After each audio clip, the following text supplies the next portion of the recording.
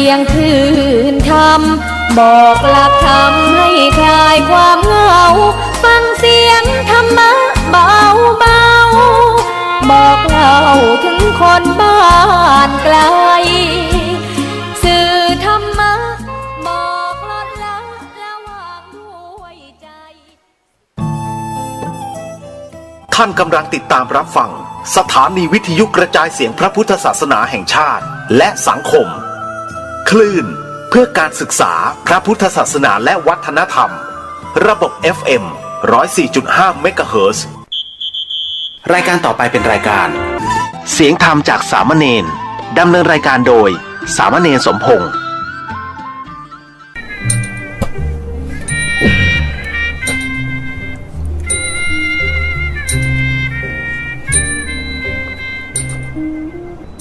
โลกนี้มีธรรม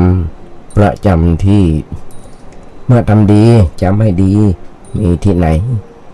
มีสุขบ้างทุกข์บ้างช่างประไรเป็นวิสัยของมนุษย์ปุถุชนขอกราบไหว้สาครูบาอาจารย์ทุกท่าน ขอเจริญพรศรัทธาญาติโยมผู้ใฝ่ในศีลในธรรมทั้งหลายมาแล้วมาแหมแล้วรายการเสียงธรรมจากเน้นน้อยสั่งเรือจากวัดประแดงทั้งนี้ ด้วยการนำของท่านพระครูโคสิตปริยัติยาพรเจ้าวัดประแดงเจ้าคณะตำบลสุเทพเกตนึ่งดำเนินด้วยการดุจธรรมภาพสัมมัเนนสมพงษ์จากวัดประแดงนั่งจัดรายการอยู่ที่วัดประแดงส่งเสียงมายังสถานีวิทยุ FM 104.5 ของวัดไฟหินซึ่งทางวัดไฟหินก็มีท่านพระครูปริยัติยานุศาสตร์เจ้าวัดวัดไฟหินรองเจ้าคณะอำเภอเมืองจังหวัดเชียงใหม่โดยที่มีท่านพระครูสมุวิศวัตรวรกิจโยมเป็นนายสถานีทำตำแหน่งนั่นก็คือรักษาการแทนเจ้าวัดวัดไฟหินทั้งนี้ญาติโยมทั้งหลายครูบาอาจารย์ได้เมตตา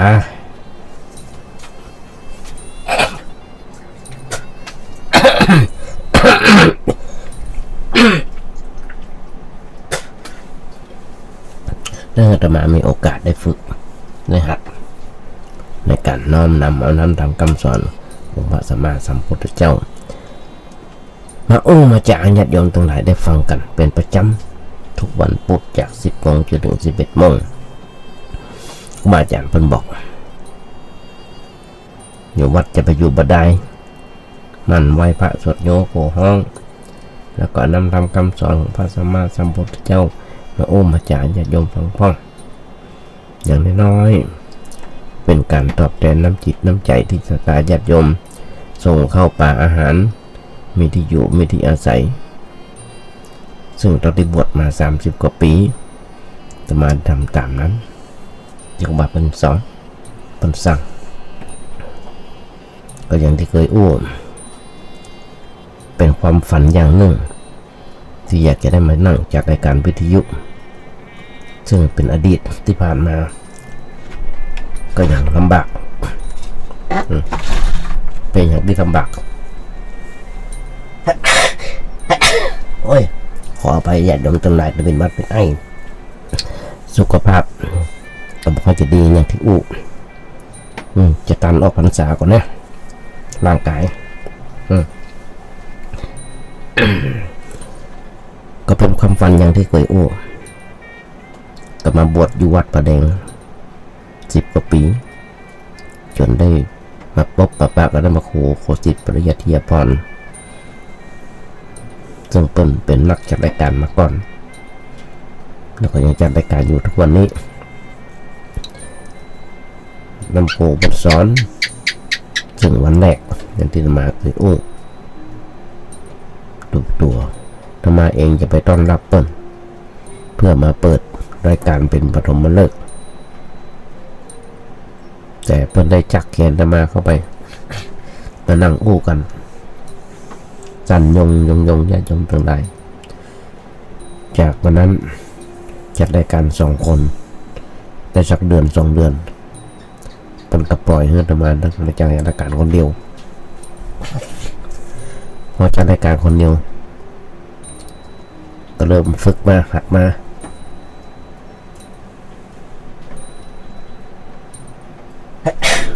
จนถึงเมื่อเจอวันเขามานั่งจัดคนเดียวอยู่ที่วัดประแดงอยู่ที่กุฏิแต่ก่อนอยู่ที่สถานีต้องมาพามันร้อนอย่างต่างๆก็เป็นอย่างที่ลำบากมันน้อยไปกันกว่าจะไปถึงจากกุฏิจะมาไปสถานีวิทยุใช้เวลามันน้อยไกลก็ไกลน้อยว่าไกลก็ไกลประมาณสัก200-300 เมตรมาตะก่อนยังสุขภาพแข็งแรงดีมาเดี๋ยวญาติโยมตั้งหลายเปรียบเสมือนไม้ใกล้ฝั่งน้ำย่างอายุอานามก็เลยหลัก4ละเลยหลัก4หลัก5หลัก6ละก็ทำไปตามนั้นญาติโยมทั้งหลายเท่าที่กำลังชามีได้ก็ต้องอ่านมีอย่างการนั่งโอ้ญาติโยมทั้งหลายฟังกึดอย่างไรก็จะโอ้ญาติโยมทั้งหลายฟังเพราะฉะนั้นญาติโยมทั้งหลายถ้ามาใครอยากจะขอความเมตตาจากสถานญาติโยมทั้งหลายครูบาอาจารย์ก็ดี ถ้าฟังรายการนี้แล้ว ติชมเข้ามาได้ทำไมจะได้เอาไม้ปรับปรุงเพิ่มเติมเสริมแต่งภูมิปัญญาของตัวเก่าเพื่อจะให้มันดีขึ้น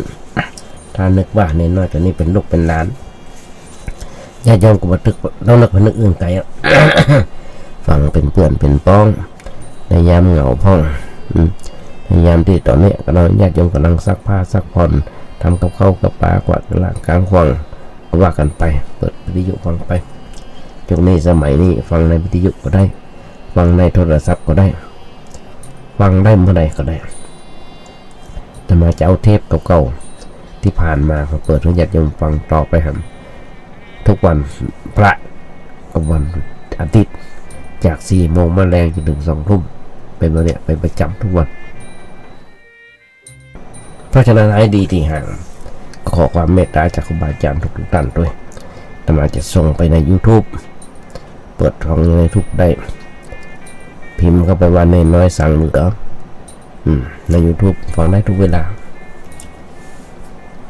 ยุคนี้เป็นยุคทันสมัยยุคแค่ยมตั้งไหน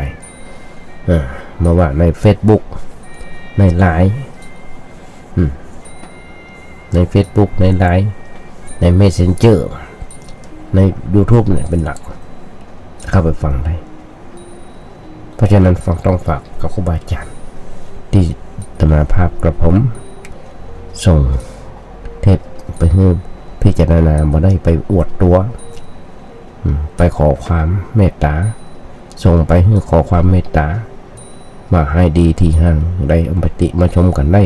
จะโทรศัพท์มาโอ้มาจากก็ได้หรือว่าพระท่านพระครูเจ้าวาดกติฝากมาโอ้ฝากมาได้ต้องขออนุโมทนาขอบคุณในน้ำจิตน้ำใจครูบาอาจารย์โดยตอนที่ผ่านมาเป็นอย่างธรรมะโอ้เป็นบทกลอนว่าถ้าโลกนี้มีธรรมประจำที่เมื่อทำดีจำให้ดีมีที่ไหนมีสุขบ้างทุกบ้างช่างปะไรเป็นวิสัยของมนุษย์ปุถุชนก็ขยายใจความไว้ในหนักหนาป้าหลายวันหลายปีญาติโยมทั้งหลายคนเราถ้าโลกนี้มีธรรมมะเหมือนกันทุกตัวคนก็จะมาเดือดร้อนมันเดือดร้อนทำไมยังสบายดี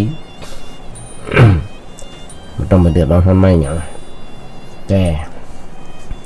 เพราะมันมีศีลมันมีธรรมมันถึงเดือดร้อนยังจะหันข้าวทุกเมื่อเชื่อวันจะยงทั้งหลายแม่อมหิตพ่ออมหิต ลูกเกิดลูกออกมาตอนน้ำยาล้างห้องน้ำที่เสปากเขาเปิ้นตายเหี่ยวแล้วก็มาจงลงในกองขยะเปิ้นจับเปิ้นยับได้หาว่าหูเต้าประทังการเป็นนักศึกษานิสิตนักศึกษาตัวซ้ำหาว่าบ่ฮู้ว่าท้องขนาด7-8 เดือนแล้วยังบ่ฮู้ว่าท้องเด้อเป็นคนแบบใดญาติโยม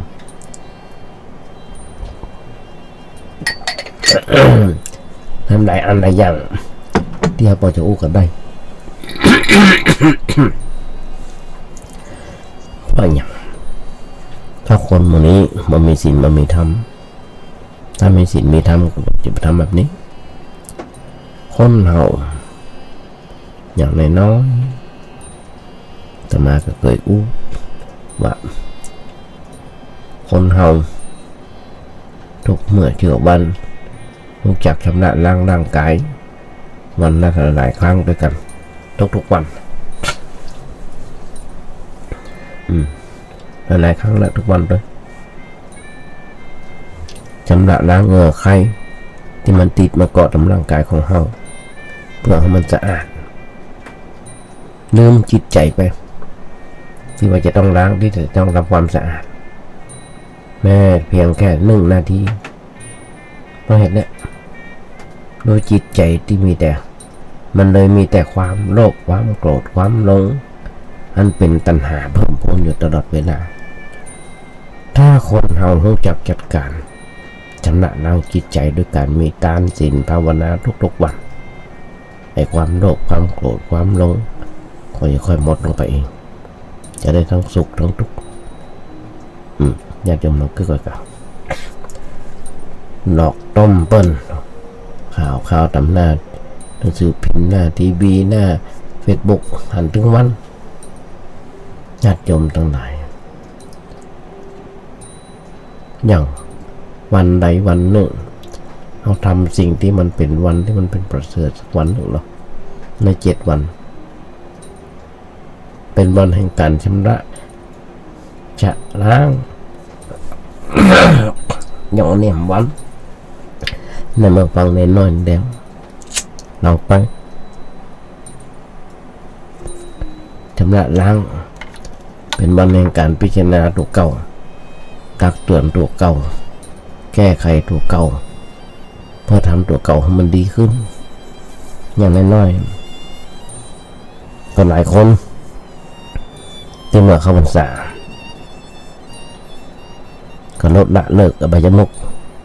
อย่างเช่นว่าเลิกกินเหล้าพักตับอะไรจะได้ดีขึ้นไหมถ้าไปทำแต่เข้าวัดอาบน้ำฟังธรรมตักเตือนถูกเก่าแก้ไขถูกเก่าอย่างเสื้อผ้าที่เขาใส่อยู่ถ้าไม่ได้ซักเลยสมมติมันก็จะเหม็นร่างกายของคนเฮาถ้าไม่ได้อาบน้ำมันก็สกปรกเหม็นตึง บานจองห่อหอเอามาปัดบักวัดมันก็บ่สะอาดฉันใดร่างกายจิตใจของเฮานี่ก็เหมือนกัน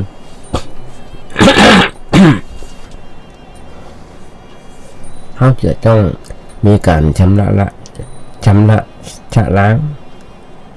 เพราะสิ่งสกปรกเกิดขึ้นทุกวันทุกวินาทีทุกของชีวิตสิ่งที่ป้วนกายเป็นสิ่งสกปรกภายนอกราดด้วยน้ำได้แต่สิ่งที่มันเปื้อนในใจนะมันเป็นกิเลสที่เกิดขึ้นครอบงำจิตใจทำให้จิตใจเปลี่ยนหน้าตาเดิมกลายเป็นสกปรกวุ่นวายเร่าร้อนเป็นสิ่งที่เราจะต้องคัดต้องถูเอาสิ่งนั้นออกตามพุทธศาสนาของเราเปิ้นตั้งระบบไว้ว่าวันพระ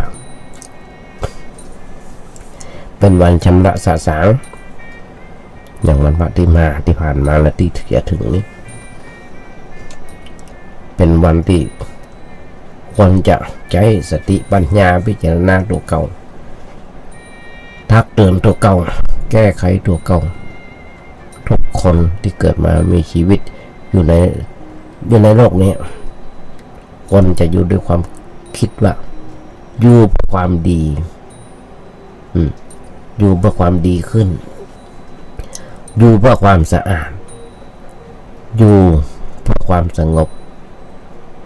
อยู่เพื่อความสว่าง มันจะอยู่บนความสกปรกเราร้อนวุ่นวายถ้าอยู่เพื่อความสกปรกชีวิตก็จะลดค่าลดราคาจะไม่มีความหมายไม่มีคุณค่าสมกับที่เกิดมาเป็นผู้เป็นคนเพราะฉะนั้นเราต้องมีการชำระสะสางบ่อยๆ ความจริงก็จะคนชำ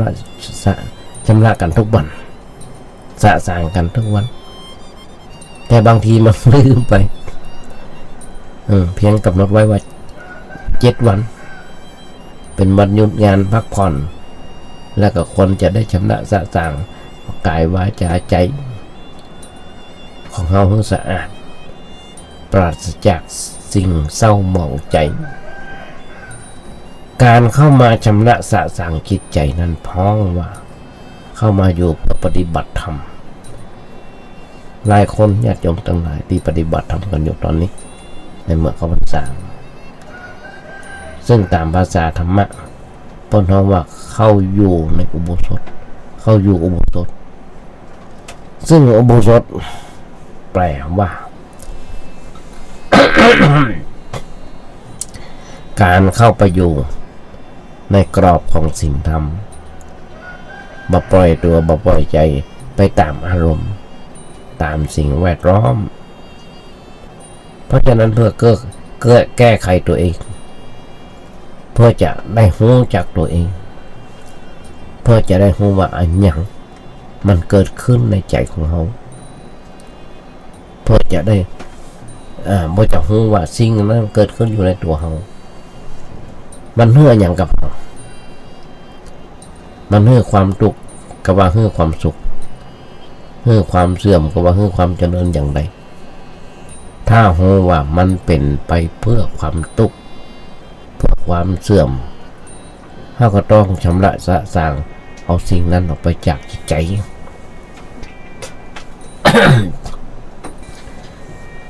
เพราะฉะนั้นต้องมีเครื่องมือสำหรับชำระสะสางจิตใจนั้นก็คือหลักศีลธรรมคำสอนในทางพุทธศาสนาเขาเป็นผู้นับถือพุทธศาสนาเขาก็เอาหลักศีลธรรมคำสอนของพระพุทธเจ้าเป็นเครื่องมือสำหรับชำระสะสางชีวิตจิตใจให้ผ่องใสให้สะอาดปราศจากสิ่งที่เป็นทุกข์เป็นโทษถ้าเขาบ่ต้องการชำระสะสางชีวิตจิตใจเขาก็จะมีความทุกข์หนักขึ้นมีความบ่สะอาดหนักขึ้นก็เกิดเป็นปัญหาไม่ได้เกิดจากตัวแต่จะเกิดขึ้นแก่สังคมแก่ประเทศชาติญาติโยมตมาหลายครั้งว่าสังคมในโลกยุคปัจจุบันอยู่กันด้วยความโกรธอยู่กันด้วยความเกลียดอยู่กันด้วยความพยาบาทอาฆาตจองเวรเพราะฉะนั้นอาชญากรรมต่างๆเพิ่มนักขึ้นพอหน้าตากันพอหน้ามาได้ก็ฆ่ากันตายแล้วหย่ำหัวแม่ตีนกันมาได้ก็จะฆ่ากันตายแล้วหันอยู่ทุกเมื่อเช้าวันจะย้ำเท่าไหร่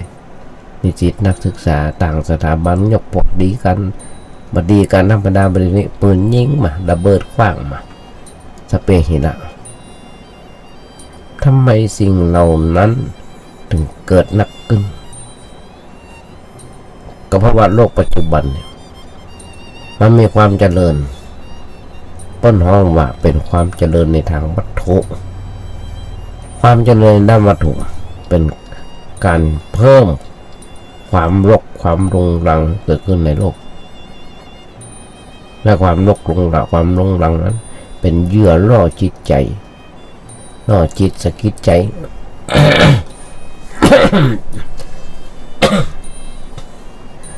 เมื่อเกิดความคิดในทางอยากมีอยากได้อยาก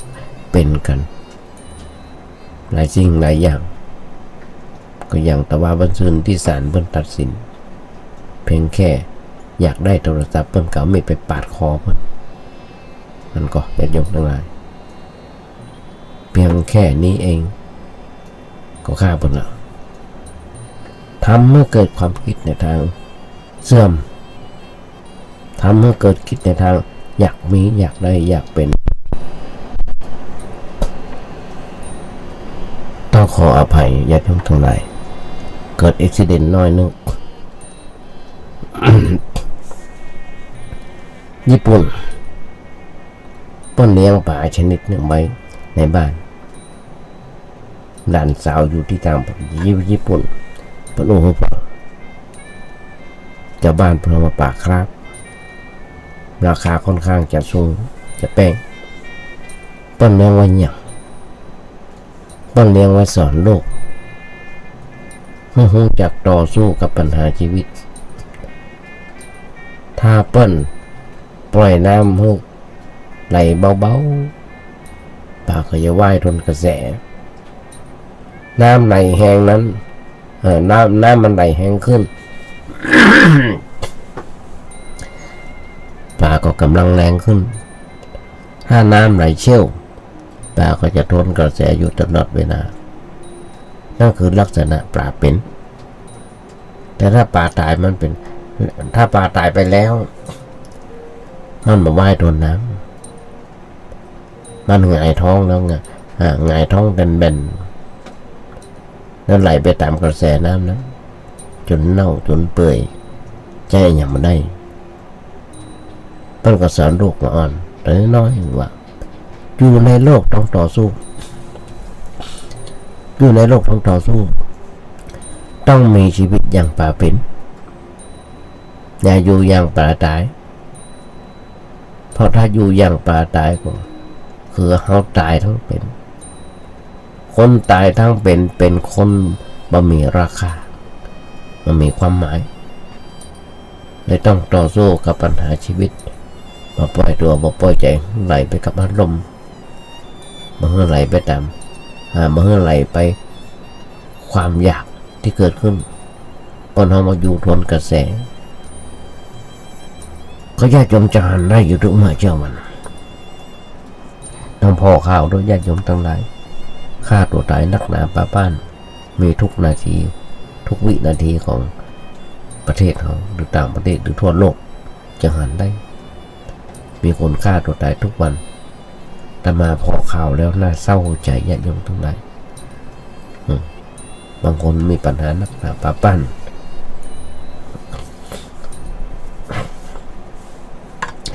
ชีวิตที่ทนกระแสนั่นแหละจะเป็นชีวิตที่สมบูรณ์ชีวิตที่ไหลตามไหลโดยกระแสจะเป็นชีวิตที่ขาดตกบกพร่องมาเป็นไทยมาเป็นมนุษย์มาเป็นพุทธบริษัทที่ถูกต้องเพราะมันไหลไปเรื่อยกับอารมณ์กับสิ่งแวดล้อมอยู่อย่างนี้บ่มีราคาบ่มีความหมายเฮาคนไทยอย่าไปอยู่อย่างป่าตายแต่เฮาจะอยู่อย่างป่าเป็นเฮาคนไทยต้องมีจิตใจสูงมาปล่อยให้มันตกต่ำมาให้ความชั่วมาครอบงำเฮาเป็นคนไทยต้องอยู่อย่างเป็นพุทธะเป็นพุทธะ ความหมายก็คือ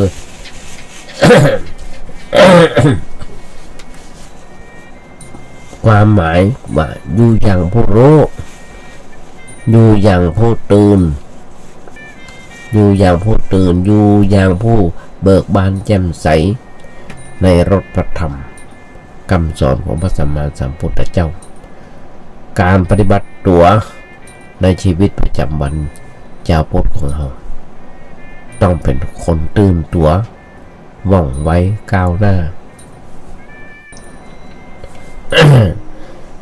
ตื่นตัวว่องไวก้าวหน้า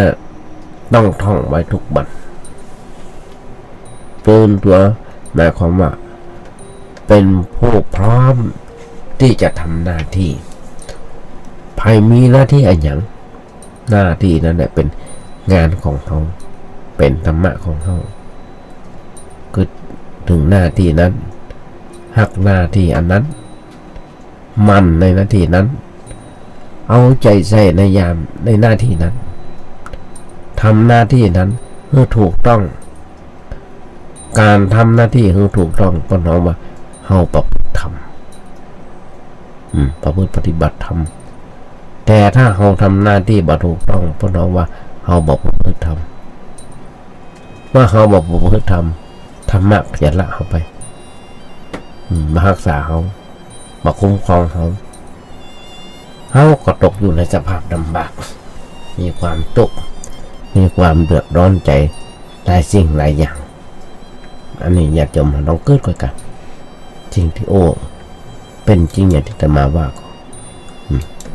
ลองเกิดก่อนสักหน่อยคนเฮาต้องอยู่อย่างป่าเป็นอย่าอยู่อย่างป่าตายที่นี้ในชีวิตประจำวันของเราแต่ละคนนั้นย่อมมีความมุ่งหมายเป็นไปอย่างเดียวกันนั่นคือต้องการความสุขความสงบในชีวิตของเราทุกคนมาต้องการความทุกข์มาต้องการความเดือดร้อนมาต้องการความวุ่นวายมันเป็นเรื่องที่มันขัดกับปกติธรรมดาเพราะปกติธรรมดาของมนุษย์เท่านั้นย่อมสงบอยู่แต่ความสงบแต่ความบ่สงบนั้นมันเป็นแขกแปลกหน้าจรเข้าเป็นครั้งเป็นคราวไม่ใช่ของประจำนั่นคือความสงบทางด้านใจเราโดยปกติมันมีความสงบมาวุ่นวายมันมีปัญหาอย่างเกิดขึ้นมากนะแต่ที่มันวุ่นวายเร่าร้อนขึ้นมาในใจนั้นนั่นแสดงว่ามีสิ่งแปลกปลอมเข้ามาเลยทำให้เกิดความวุ่นวายขึ้นถ้ามันมีอย่างแปลกปลอมเข้ามาแล้วจิตใจของเราก็อยู่ในสภาพปกติแต่ว่ามันบ่ค่อยปกติโดยทั่วไปโดยทั่วไปนั้นมันบ่ค่อยจะปกติคือมันผิดปกติอยู่ตลอดเวลา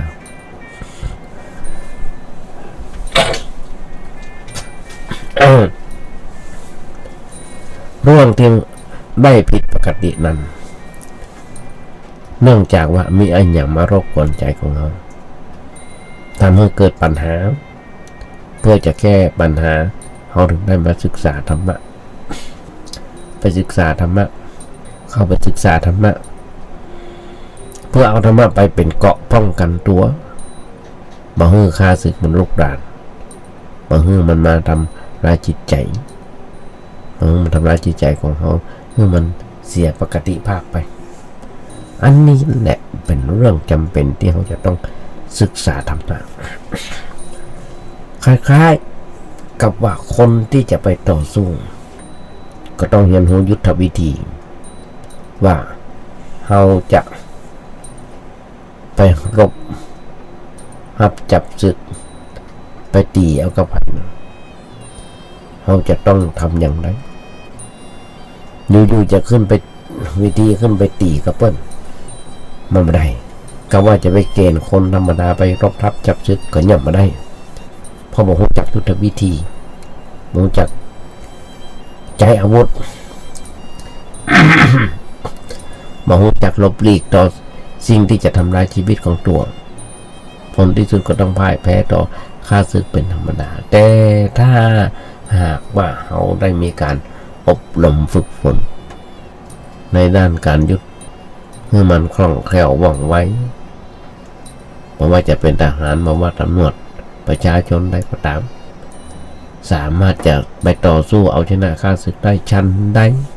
ในชีวิตของเขาก็เหมือนกันการเป็นอยู่ในด้านในชีวิตประจำวันนั้นก็เหมือนกับอยู่ในสมรภูมิเพราะเขาจะต้องต่อสู้รบตบมือกับสิ่งเหล่านั้น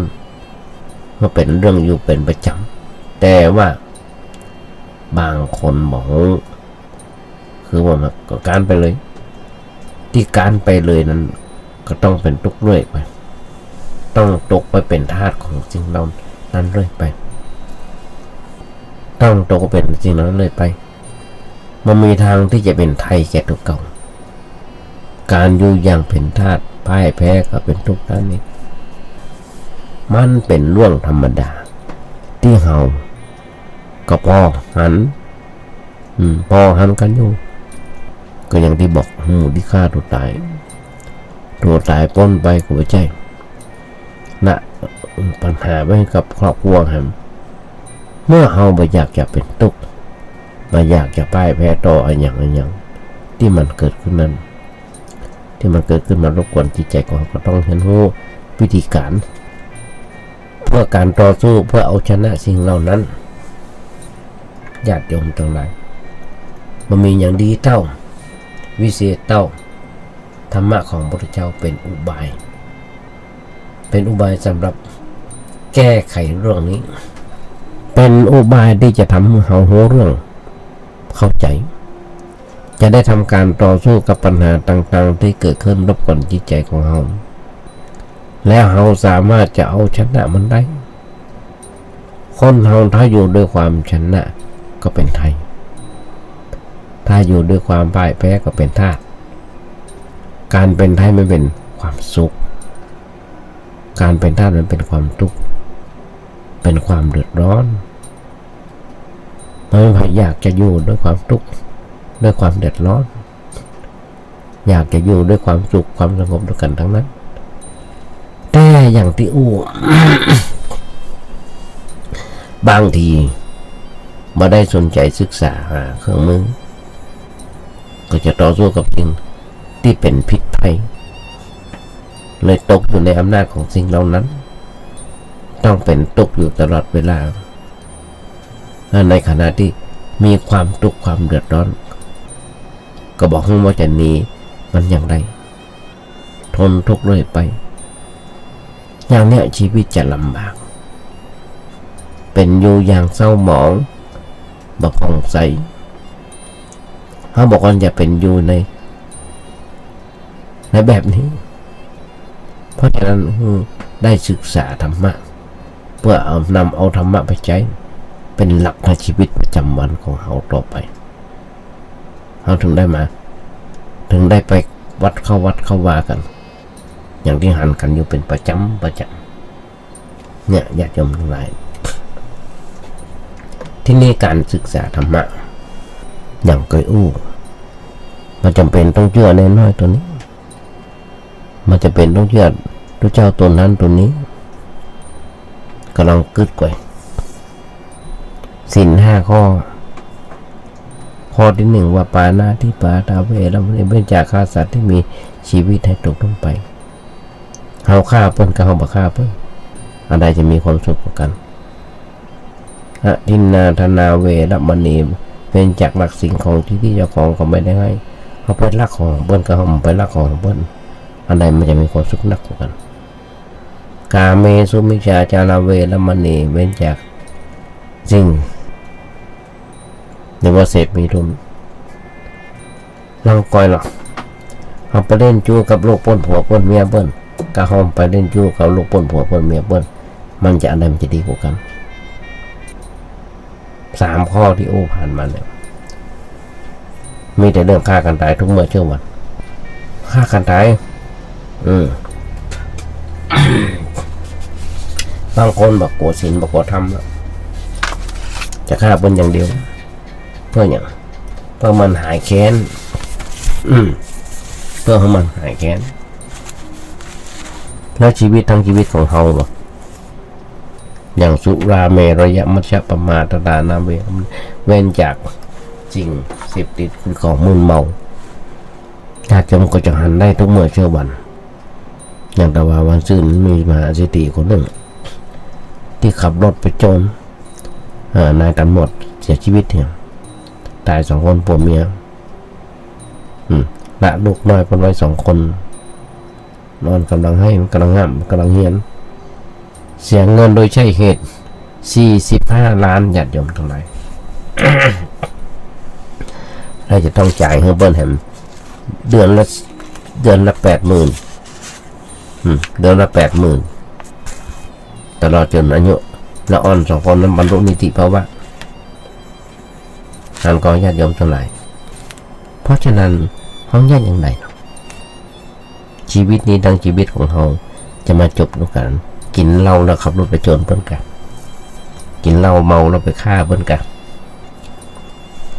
ทั้งชีวิตของเราต้องการกระดาษ1 ใบเราเข้าใจในชีวิตอย่างใบเกิด1 ใบเริ่มต้นชีวิตต้องการใบปริญญาเรียนหนังสือเพื่อมาจบปริญญาต่อสู้ดิ้นรนทั้งชีวิตจนถึงอายุ23-24 ปีถึงจะจบพอจบมาแล้วก็แต่งงานเพียงแค่ได้ใบทะเบียนสมรส1 ใบขาดอิสระทั้งชีวิตตายพอแข่งชิงดีชิงเด่นกันพออยากไปสอบเข้าเป็นราชการเสียเงินเสียทอง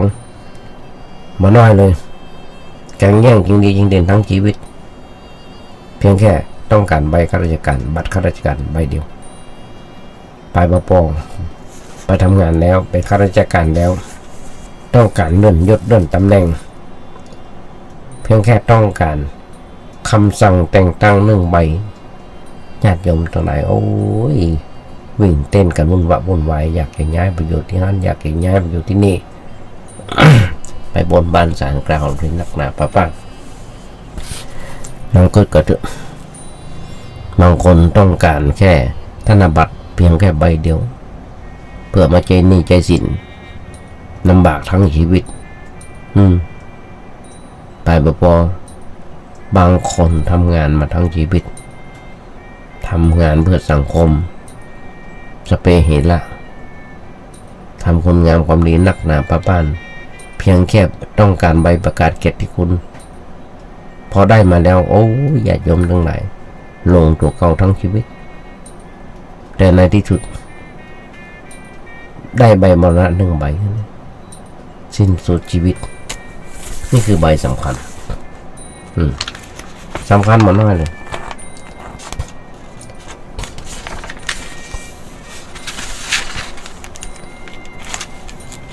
สิ่งสำคัญของคนของญาติโยมทั้งหลายบางคนคิดว่าเท้าเป็นของต่ำบทบอกว่าเป็นบทกลอนว่าเท้าไม่ใช่ของต่ำเพราะมันทำให้เราเดินไปยังจุดสูงสุดของชีวิตญาติโยมต้องคิดกันเนาะมันไม่ใช่ของต่ำย่ำนั้นย่ำนี้อึดอีกก็ล้างสะอาดได้ถ้ามีเท้าเดินไปเราไม่สามารถจะไปที่ไหนได้มาไปสู้สูงสุดของชีวิตก็เพราะเรามีชีวิตได้ทุกวันนี้ก็เพราะเท้านั่นโอ้หัวมาแจ้ของสูงถ้าหากมีความคิดต่ำหัวมาแจ้ของสูงหันก็ญาติโยมทั้งหลายที่ผมคิดค้นกันอยู่ทุกเมื่อเช้าวันยาบ้ายาม่ายาอีอย่างต่างๆมีด็อกเตอร์ในประเทศไทยคนนี้เนาะเป็นคนคิดค้นกันมาเป็นห้องยาม่าอดีตพระท่านบรรหารศิลปอาชาเปลี่ยนชื่อเป็นยาบ้ายาม่าแอนเฟตามีนอย่างนั้นนะก็บอกเคยหันก็ใช้หัวที่สูงไปทำในสิ่งที่ต่ำศีลมาได้อยู่ที่พระธรรมะก็มาได้อยู่ที่วัดทำไมที่อูได้ว่าศีลมาได้อยู่ที่พระศีลก็อยู่ที่ตัวใครตัวมันจะอยู่ที่พระมันได้อยู่ที่เนนมันอยู่ที่ปนานใจธรรมะก็ไม่ได้อยู่ที่วัด ธรรมะคือธรรมชาติธรรมะคือธรรมชาติอยู่ที่ไหนก็เป็นธรรมะต้องเกิดอยู่ที่ไหนก็เป็นธรรมะแหมยังเงินมาได้อยู่ที่เศรษฐี ถ้าเฮาขี้ค้านมันก็อยู่ที่สติวะถ้ามันก็อยู่ที่เฮาสิ่งสำคัญที่สุดธรรมะมันอยู่ที่สติและเงินอยู่ทุกที่ที่มีความขยันความตกมันกว่าที่คือคนขยันหนักเอาเบาสู้ เพราะฉะนั้นนี่แหละที่โอ้อยากจะตรงไหนฟัง น้อยหนึ่งสำหรับวันนี้พระพุทธเจ้าอยากจมตรงไหนบนเตือนว่าตถาคตเป็นเพียงแค่ผู้บอกทางการเดินทางนั้นเป็นหน้าที่ของเธอทั้งหลายอย่าจำลองเกิดกันอันนี้เป็นกรรมอู้ที่น่าฟังเป็นการบ่งชี้เราเข้าใจว่าพระพุทธเจ้าเป็นเพียงแค่ผู้บอกทางการเดินทางนั้นเป็นหน้าที่ของเราเองก็ญาติโยมลองคึกกักแต่ขอสมาทานศีลกับทุกเจ้าหรือวันนั่งตั้งจิตอธิษฐานสมาทานศีลกับหน้าพระกับหน้าเปาะหน้าแม่มาตัวก่อนนี้ขอให้มีศีลต่อไปขอนับถือศีลนี้ต่อไป5 ข้อนี้แต่ทุกคนมีศีลอย่างนี้อย่างที่ว่าก็เดือดร้อนเนาะจะเดือดร้อนกับคนมันมีศีลนะก็อย่างที่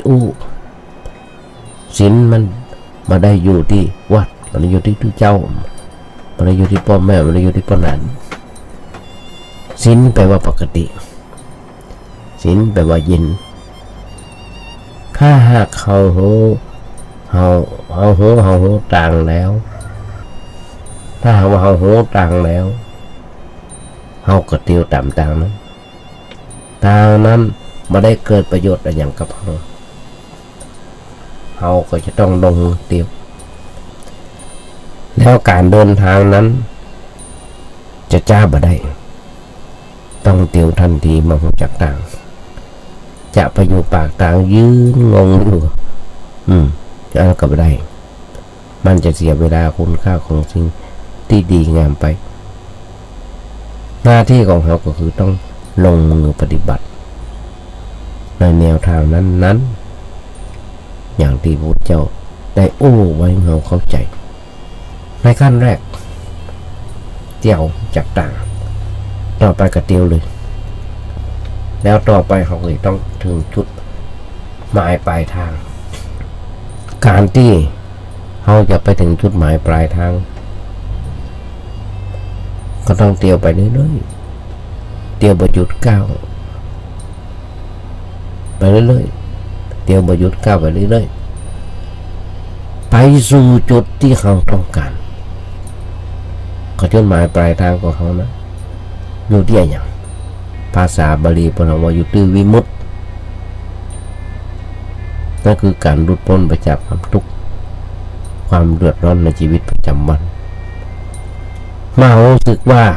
การเดินทางเป็นหน้าที่เขาก็ต้องเดินจะไปชักช้าอย่างเสียเวลาอยู่เป็นอันขาดบางคนอาจจะคิดเขวไปก็คือคิดว่าเรื่องการศึกษาธรรมะการปฏิบัติธรรมะเอาไว้ทำกันเมื่อตอนเฒ่าตอนแก่อันนี้ปนของมาอยู่ในความประมาทญาติโยมลองคือเกิดกับเฒ่าแก่แล้วดักแห้วประมาณหัวงอกสมสารใจการบ่ได้พันนี้อย่างไรญาติโยมทั้งหลายเฒ่าแก่แล้วจะไปเข้าวัดเข้าวาจะไปซื้อสิ่งกินเจกินธรรมจะไปปฏิบัติธรรมก็ทำได้จะไปอยู่ในความประมาทจะไปว่าไว้เท่าก่อนทุกวันเนี่ยอยากจะมีตรงไหนอย่างข้าวที่ตะวาวันซื่นแล้วอ้อนเกิดในห้องน้ำยังเมื่อกี้นาทีเลยก็เอายาล้างห้องน้ำเทใส่ปากต้นตายครับเกิดมากี่นาทีเองตายแล้วหันก็รถมันโจรกันตายละอ่อนก็มีคนใหญ่ก็มีคนที่ตายละอ่อนก็มีคนใหญ่ก็มีคนเฒ่าก็มีลองไปพบที่โรงพยาบาลนะ ตายทุกวินาที วินาทีหนึ่งหลายๆคนลองถามสับเปลือพอดว่าวันหนึ่งเพื่อได้ทำจำนวนกี่ศพกี่ศพกันน้องคือก่อยเพราะฉะนั้นอย่าไปมัวเมาประมาทบางคนขับรถด้วยกันรถกันหนึ่งเลี้ยวหักหลบเอาไปชนแต่เบิ้ลตายเนี่ยมันมาแน่นักญาติโยมทั้งหลายคนเฮาอย่างสมัยหนึ่ง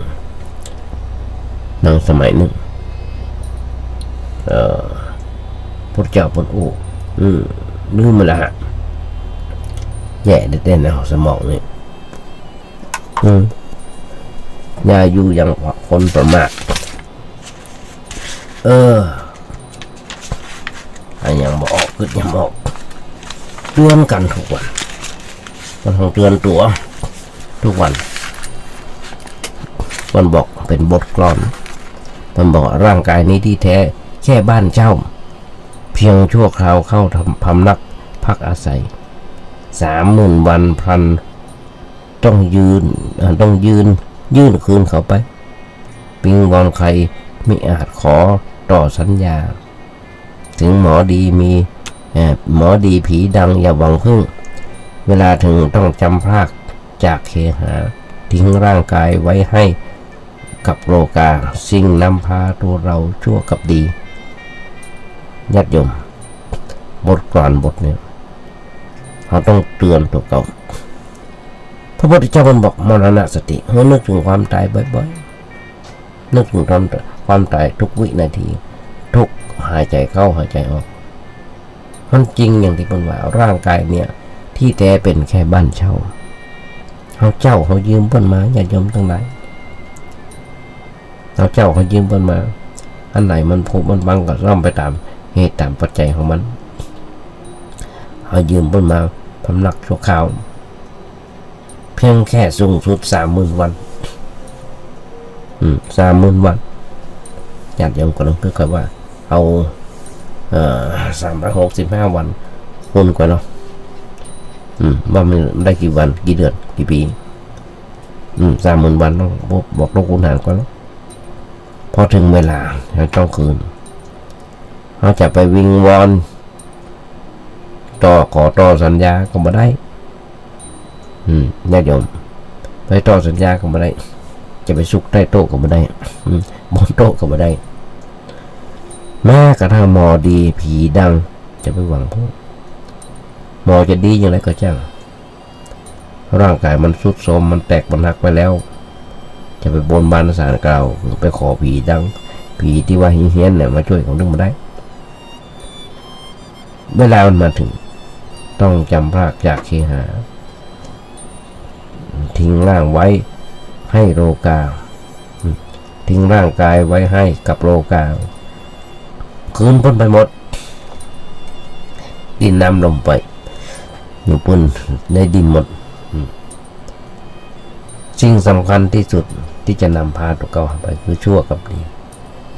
ดีชั่วอยู่ที่ตัวทำสูงต่ำอยู่ที่ทำตัวมันก็เกิดติโอเนี่ยอย่าลืมว่ามันมีเหตุก่อนมันมีเหตุและมีผลอย่าลืมฟังก่อนตอนอยู่อยากได้เงินตอนตายอยากได้บุญญาติโยมทุกคนเป็นแบบนี้ตอนอยู่อยากได้เงินตอนตายอยากได้บุญตอนตายอยากได้บุญตอนที่มีชีวิตอยู่ก็บอกเขาจะทำบุญสุนทานกันป่นชวนไปทำบุญสุนทานไปเถอะบอกว่าสเปเหระที่อู้ได้อ้างได้ลุอยู่กับลูกกับหลานพ่องมีการงานสเปเหระที่บนอู้ติดการไปหมดแต่พอพ้นประกาศว่าวันนี้พ่อหลวงพ้นจะแจกของเลิกหลวงพ้นให้มาพ่อหลวงมาแจกเต็มวัดเต็มวัดท่านก็ญาติโยมทั้งหลายเป็นแบบนี้เราคนเฮาตอนอยู่ทำต่ำใจกิเลสตอนมีชีวิตยังอยู่มีเงินน้อยอยากได้ก็ยังก็จะซื้อจะกิน ถูกหวยรางวัลที่1ถูกหวยรางวัลที่1 3 ตัว 2 ตัวกินเหล้าให้จนแทบจะปิดตำบลเลี้ยงมีกระถินมีป่าปิดบ้านหมู่บ้านเลี้ยงเนี่ยตามใจกิเลสบางคนเคยใฝ่ฝันว่าอยากจะได้รองเท้าที่แป้งที่สุดกุชชี่ก็อะไรอย่างการต่างๆเนี่ยที่กู้แล้วเป็นหมื่นเป็นแสนนะในห้องโดยใจกิเลสเพราะเนี่ยไม่มีประโยชน์มากเลยเพราะในที่สุดตอนตายก็กลายเป็นของเปรตแล้วกลายเป็นเปรตเที่ยวขอส่วนบุญตึงหมด4ข้อที่โอนตอนอยู่อยากได้เงินตอนตายอยากได้บุญตอนอยู่ทำตามใจกิเลสตอนตายเลยกลายเป็นเปรตเที่ยวขอส่วนบุญมาต้องตายเด้อตอนเป็นนี่ก็ยังขอส่วนบุญแล้วประเดี๋ยวนี้ญาติโยมทั้งหลายมีการขอบริจาคขอส่วนบุญขอบริจาคมาตัวเก่าสบายเป็นโรคนั้นโรคนี้อยู่กับแม่2 คนจะตายแล่มาตายแล่หมงแต่วันนี้แต่วันพวกหมงขอบริจาคกับสังคมก็หลง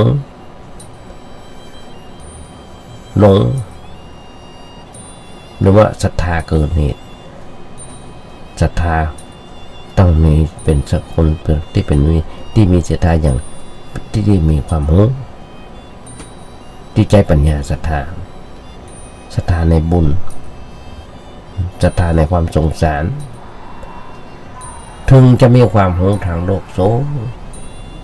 คนเฮานะแต่ถ้าด้อยความรู้ทางใจมันมีความเป็นธรรมมันมีธรรมะก็เป็นคนมันน่าคบมันน่าเคารพมีความรู้สูงใจต้องสูงตัวก็จะหันได้ญาติโยมทั้งหลายทุกเมื่อเจ้าวันถึงกับในสภาถึงกับควักมือมาตีกันห้องมาตีกันในสภาหันอยู่ด่ากันเหลือลงที่เก่งคนมาไปวัดมี5 ประเภท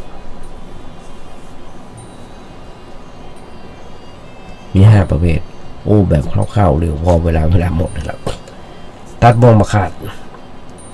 ลวกกับพระศาสนาเป็นเหตุสร้างขานบ่อำนวยคอหวยแล้วบ่ถูกนี่5 ข้อแล้วจะเอามาขยายใจความให้ญาติโยมฟังใน5 ข้อนี้ในวันต่อไปถ้าบ่ลืมถ้าบ่ลืมเอาละญาติโยมทั้งหลายเรียกว่าเวลาหมดเวลาแล้วอันนี้น่าต้องนำรายการที่จากไปละในท้ายรายการวันนี้ญาติโยมทั้งหลายทางวัดประแดงของเฮาโดยที่มีท่านพระครูโคสิทธิ์ปริยัติยาพรเจ้าวัดประแดงเจ้าคณะตำบลสุเทพพร้อมคณะกรรมการและศรัทธาญาติโยมของวัดประแดงได้ก่อร่างห้างแปลงซ่อมแซมเสนาสนะที่วัดประแดงหลายอันหลายอย่างก็สำเร็จรุ่ร่วงไปตามปัจจัยตามเหตุตามการแต่ว่ายังเหลือตอนนี้นะเหลือบันไดนาคซึ่งแต่บันไดนาคนั่นจะต้องใช้โทรศัพท์ปัจจัยน้อย